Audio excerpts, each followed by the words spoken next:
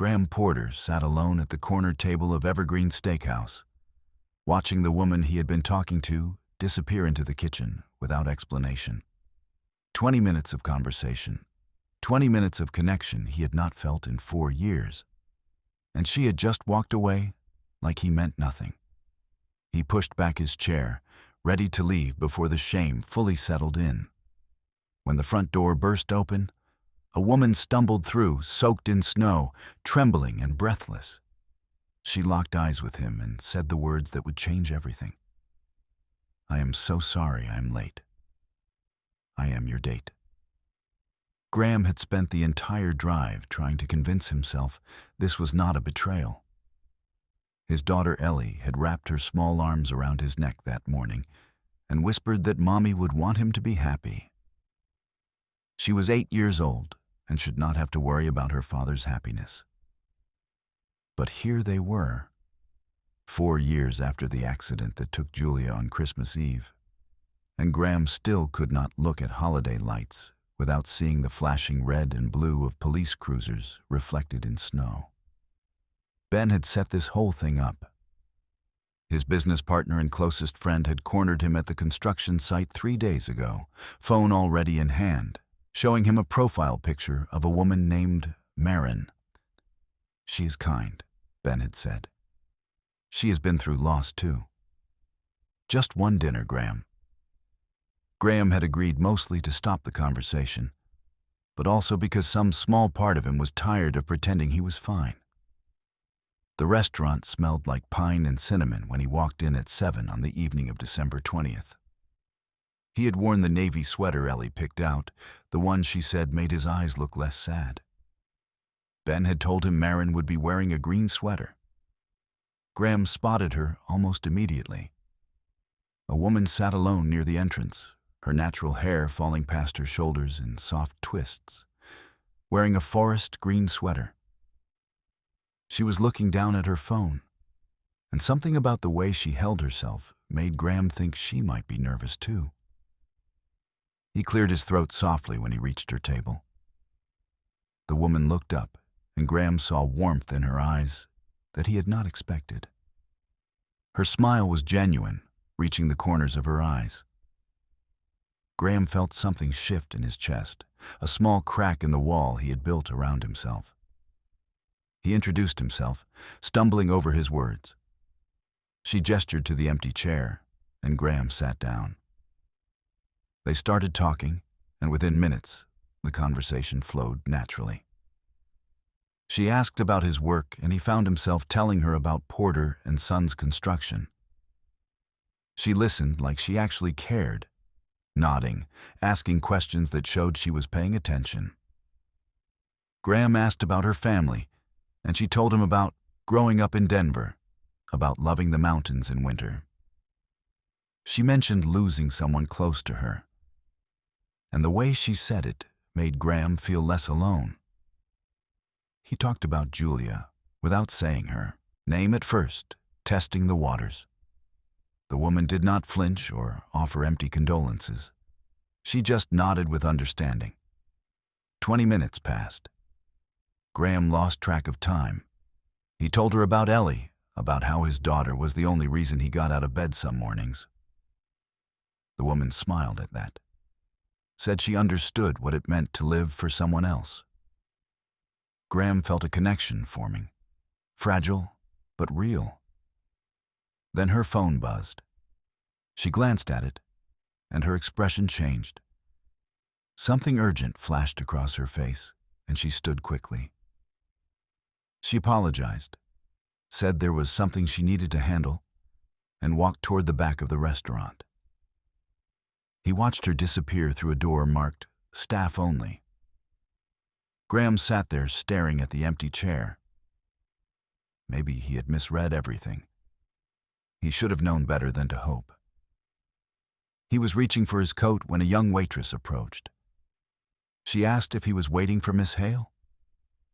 Graham froze. The waitress explained that Miss Hale had called about 30 minutes ago. Her car had broken down on Interstate 70 because of the snowstorm. She had asked if someone could let her date know she was running late. The words hit Graham like a physical blow. Miss Hale, Marin Hale, the woman he was supposed to meet, was not his blind date. Graham felt heat crawl up his neck. He had sat down at the wrong table. He had told a complete stranger about his dead wife and his daughter, and she had listened because she was polite or kind or too uncomfortable to correct him. The waitress asked if he wanted to wait for Miss Hale. She said it would probably be another 30 minutes, maybe longer. Graham wanted to leave, but something stopped him. Maybe it was Ellie's voice in his head telling him to try. Maybe it was exhaustion from carrying grief alone. Graham told the waitress he would wait. 45 minutes passed. The storm outside had intensified. He could see snow swirling past the windows, thick and relentless. He thought about Ellie safe at home with Ben's wife, probably watching Christmas movies. The front door slammed open and a gust of cold air swept through. Graham looked up and saw a figure stumbling inside, covered in snow. It was a woman. Her natural hair was plastered to her face, her coat soaked through. She was shaking either from cold or exhaustion, or both. When her eyes landed on Graham, she started walking toward him. She reached his table and stopped, breathing hard. She apologized immediately, words tumbling out. Her car had died on the highway. Her phone battery had run out. She had managed to get a ride from a stranger heading into the city, but they had only been able to drop her off 2 miles away. She had walked the rest of the distance through the storm because she had promised to be here. Graham stared at her. This was Marin Hale, his actual blind date. The woman who had just walked 2 miles through a blizzard to keep a promise to a man she had never met. He stood up and told her it was okay. He asked if she was all right. Marin nodded, still apologizing, and sank into the chair across from him. The woman in the green sweater appeared then, carrying a thick blanket and a mug of hot cocoa. She draped the blanket around Marin's shoulders and set the mug on the table. She looked at Graham with something knowing in her expression, something kind. She told him it looked like his real date had arrived, then wished him good luck before walking away. Graham realized then that she was Zara, the restaurant manager, and she had known about his mistake all along, but had been kind enough to let him talk anyway. They started talking. Marin explained again about the car and the phone and the stranger. Graham told her about the mix-up, about sitting at the wrong table. Marin laughed at that, a soft sound that seemed to surprise even her. The conversation shifted. Marin asked about his daughter, and Graham found himself talking about Ellie with pride. Marin smiled and told him about her younger sister Tessa, a high school senior who was too smart for her own good. Graham heard the weight in her voice when she talked about Tessa. They were both living for someone else. Marin mentioned her mother briefly, just enough for Graham to understand that she had lost her too. The grief in her eyes was familiar, and Graham felt that connection start to form again. They stayed at the restaurant until 10. When they walked out into the cold, the snow had stopped and the streets were quiet under a blanket of white. Graham offered to drive her home, and Marin accepted. When he dropped her off, Marin thanked him for waiting. Graham told her he was glad he did. She smiled, and for a moment he thought about kissing her, but it was too soon, so he just said goodnight. He drove home thinking that maybe, just maybe, Ellie was right. Maybe it was okay to try being happy again. Graham texted Marin the next morning before he could talk himself out of it. He asked if she and her sister wanted to come to his workshop that afternoon. Ellie had been begging to make wooden ornaments for the tree. When Marin replied yes immediately, Graham felt something close to excitement. They arrived at 2 that afternoon, December 21st. Marin stood on the porch with a girl who had to be Tessa. The resemblance was there in the shape of their faces. But where Marin looked warm and open, Tessa looked guarded.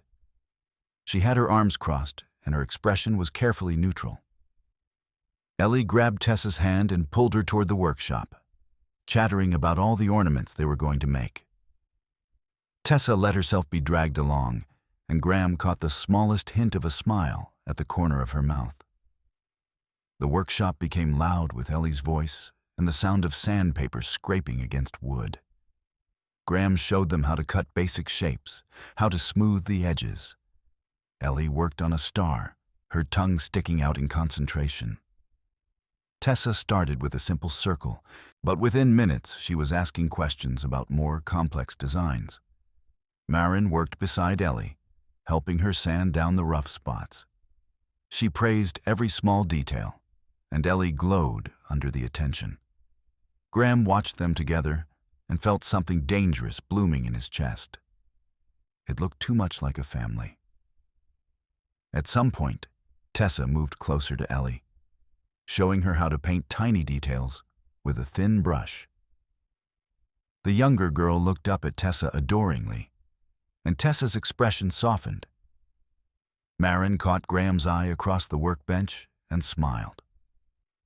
When it was time to leave, Ellie hugged Marin without asking permission first. She asked if she could come back soon. Marin promised she would, and Ellie turned to Tessa, suddenly shy, asking if they could be friends.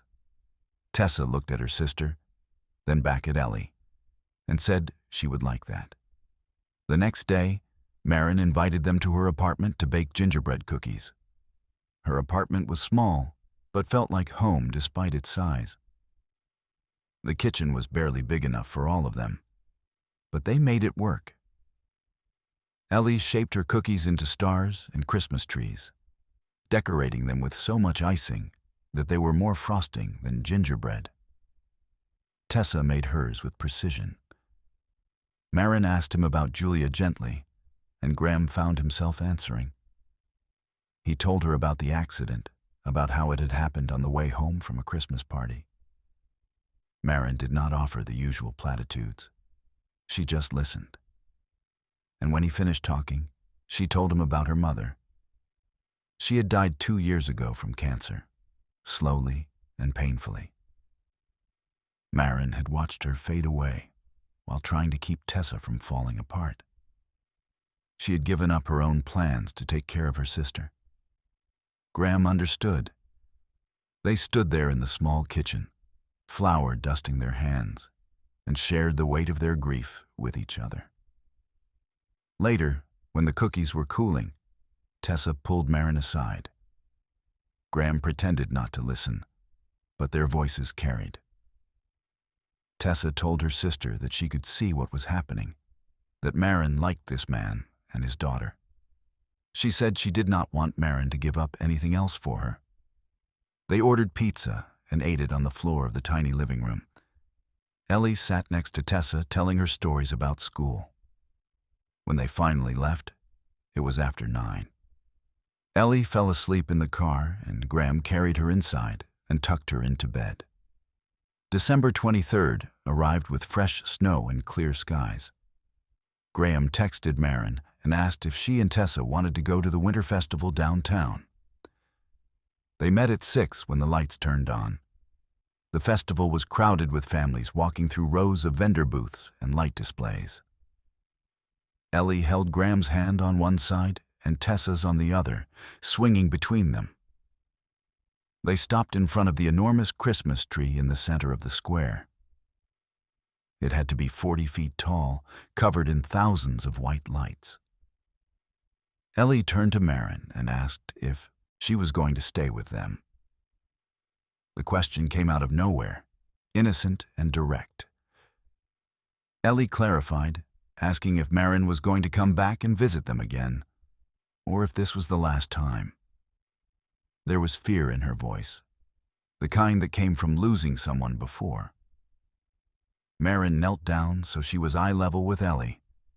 She told her she was not going anywhere. She promised she would come back as many times as Ellie wanted her to.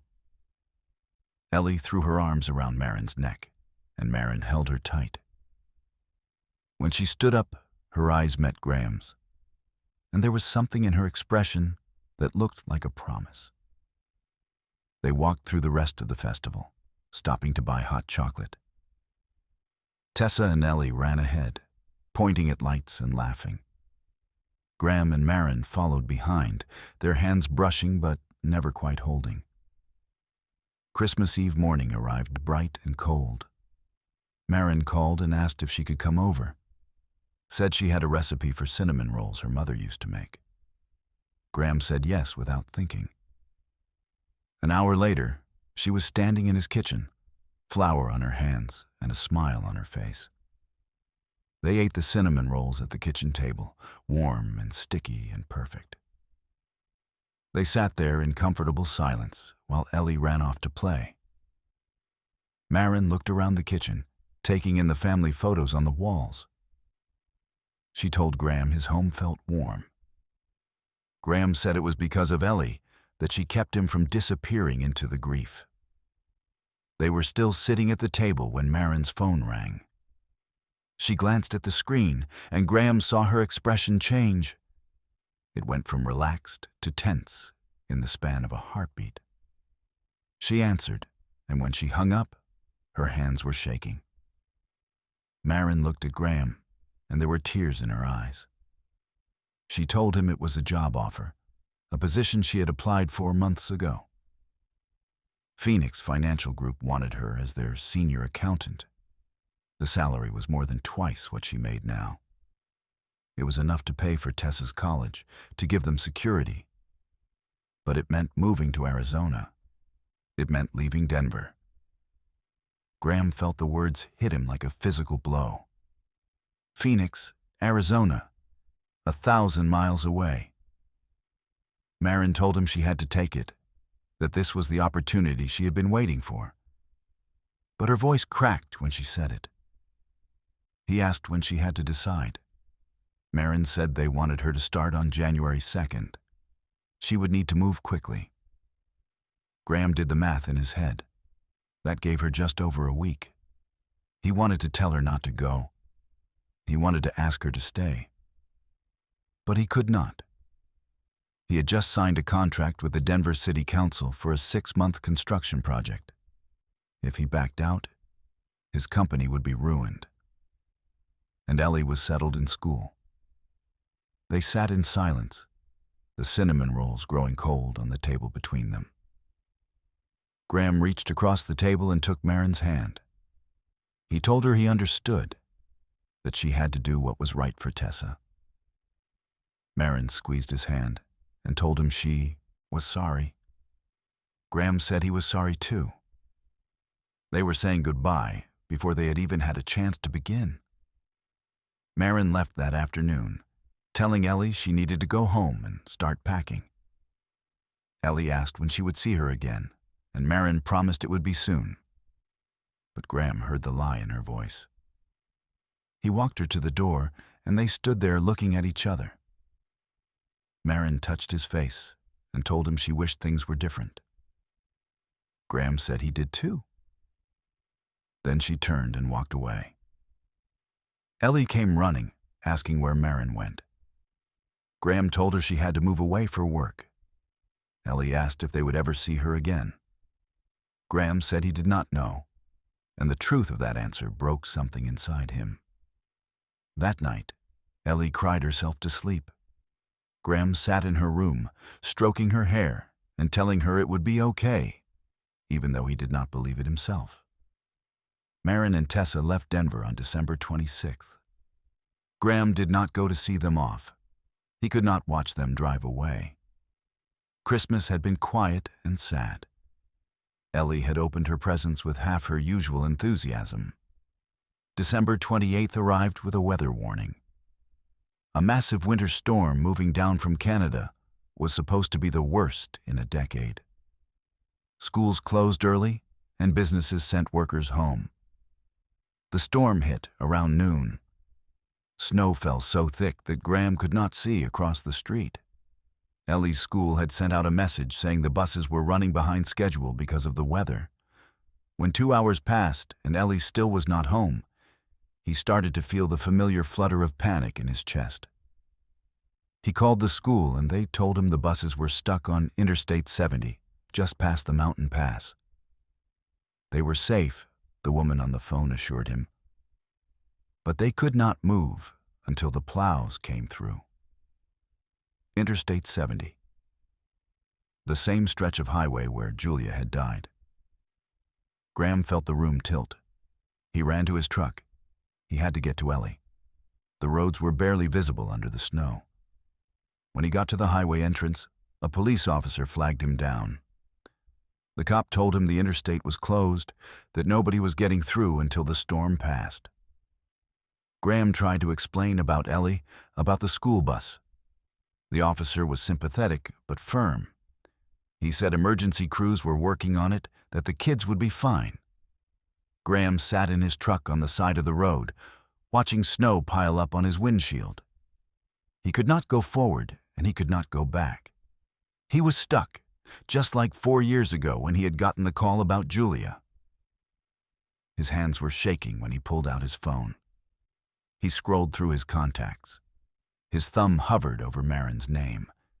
He typed the message without thinking. Ellie was stuck on Interstate 70, the same place Julia had been.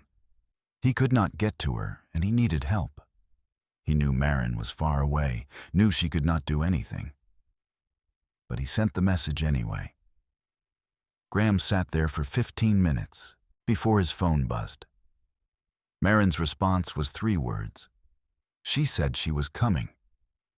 Graham stared at the screen, not understanding. But his phone rang then, and it was Marin's voice on the other end, tight with determination. She told him she had never actually made it to Phoenix. She and Tessa had only gotten as far as Colorado Springs before Tessa got sick with a bad flu. They had checked into a hotel to wait it out. But now Marin was getting in the car and she was heading north. Graham tried to tell her not to come, that the roads were too dangerous. Marin cut him off. She told him Ellie needed her, and that was all that mattered. Graham wanted to tell her to stay safe, to turn around.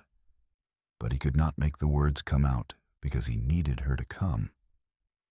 The cop knocked on his window and told him he needed to move. Graham drove home in a daze. Ben showed up an hour later.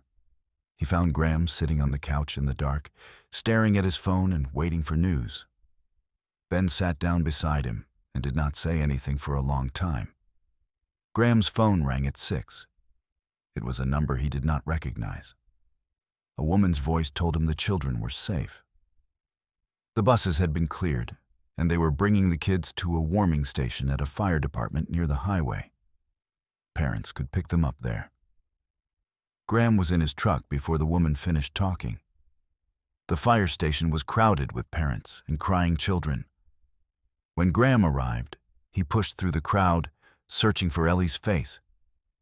He found her sitting on a bench near the back, wrapped in an emergency blanket.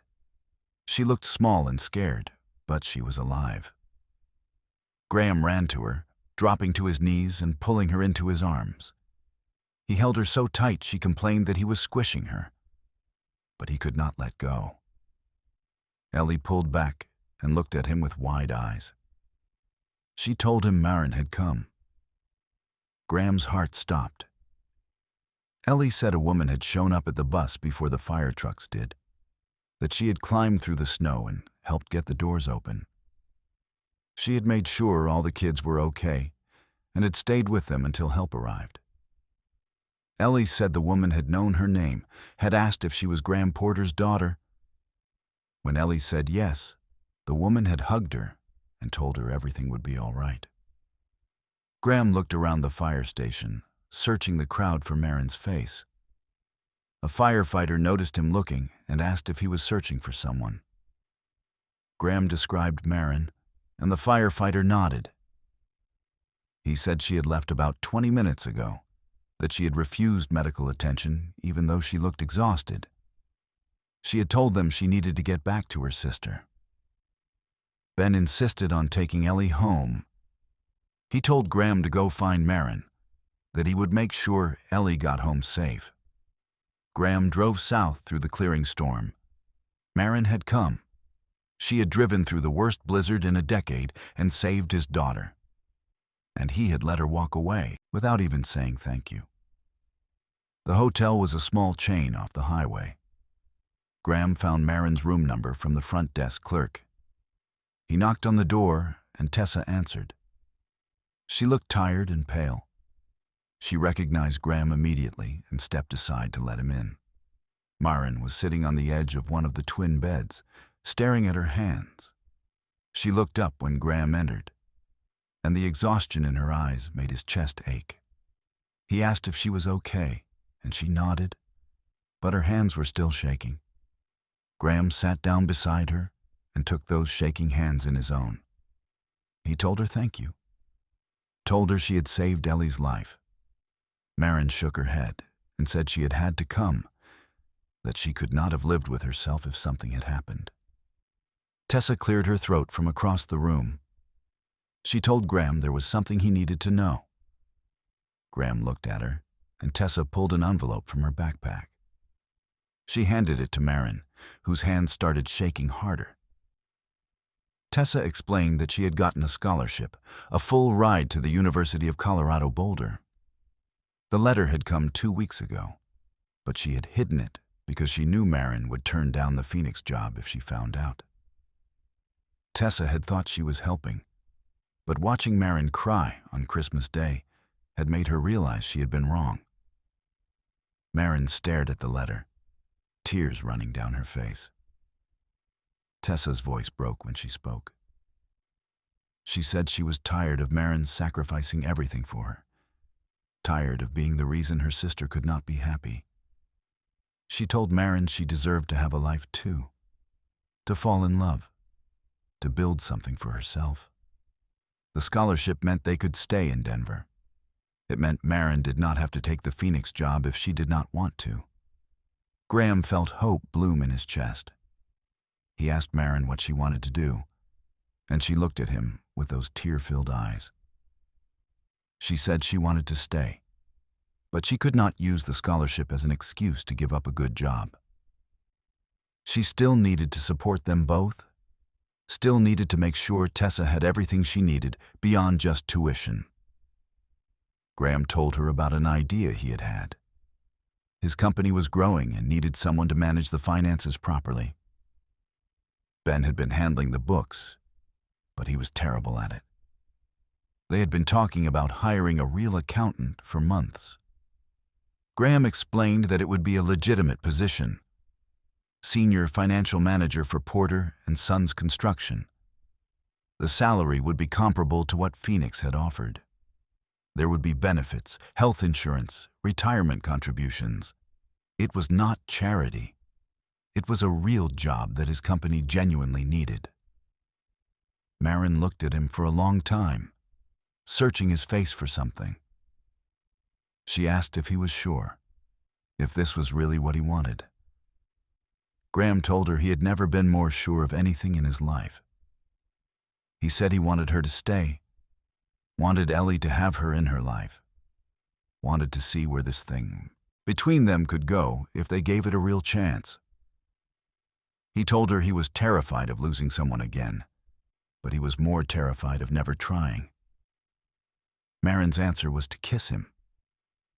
It was soft and tentative, her lips cold from the storm and tasting like salt from her tears. Graham kissed her back, his hands coming up to cup her face. And for the first time since Julia died, he felt like he was allowed to be happy. Tessa made a sound that might have been a laugh or a sob. When they pulled apart, she was smiling through her own tears. They drove back to Denver together the next morning. The storm had passed, leaving the city covered in fresh snow that sparkled in the sunlight. Ellie was waiting at home with Ben, and when she saw Marin walk through the door, she screamed and ran into her arms. Marin held her tight, promising again that she was not going anywhere. Ellie asked if that meant Tessa was staying too. And when Tessa confirmed it, Ellie grabbed her hand and dragged her off to show her something in her room. Graham and Marin stood in the entryway, watching the girls disappear upstairs. Marin leaned into Graham's side, and he wrapped his arm around her shoulders. She asked him if he was ready for this, for the complications and the work it would take to blend their families together. Graham said he was. He had been running from happiness for 4 years, and he was tired of running. It was time to stop being afraid and start living again. 1 year later, Graham found himself back at Evergreen Steakhouse on Christmas Eve. He had reserved the same corner table where he had sat waiting for his blind date. The table where everything had started. Marin sat across from him now, wearing a green sweater that reminded him of that first night. Ellie and Tessa were at the next table over, trying and failing to contain their giggles. Zara, the restaurant manager who had unknowingly started it all by being kind to a confused stranger, stood behind the bar with a knowing smile. Graham reached into his pocket and pulled out a small velvet box. His hands were steadier than he had expected them to be, and when he opened the box to reveal the ring inside, Marin's breath caught. He told her he had been thinking about this for months, about what it meant to build a life with someone after loss. He said he had learned that loving someone again did not mean forgetting the people who came before. It meant honoring their memory by choosing to be happy, by choosing to live fully instead of just surviving. He asked her to marry him, to be his partner and Ellie's stepmother and the person he built a future with. Marin said yes before he finished asking. She was crying again, but this time it was the good kind of tears. Graham slipped the ring onto her finger, and Ellie and Tessa erupted in cheers from their table. Other diners started clapping, and Zara brought over a bottle of champagne on the house. Graham pulled Marin close and kissed her, while their daughters laughed and the restaurant full of strangers celebrated with them. Later that night, after they had driven home and tucked Ellie into bed, Graham and Marin stood in front of the Christmas tree. The wooden ornaments Ellie had made still hung on the branches, joined now by new ones from the past year. Marin leaned her head on Graham's shoulder and told him she was glad she had walked 2 miles through a snowstorm to meet him. Graham said he was glad he had waited. They stood there in the soft glow of the Christmas lights. 2 people who had learned that sometimes the best gifts come wrapped in second chances. And sometimes the person you are meant to find is the one who refuses to give up on you, even when everything tells them they should.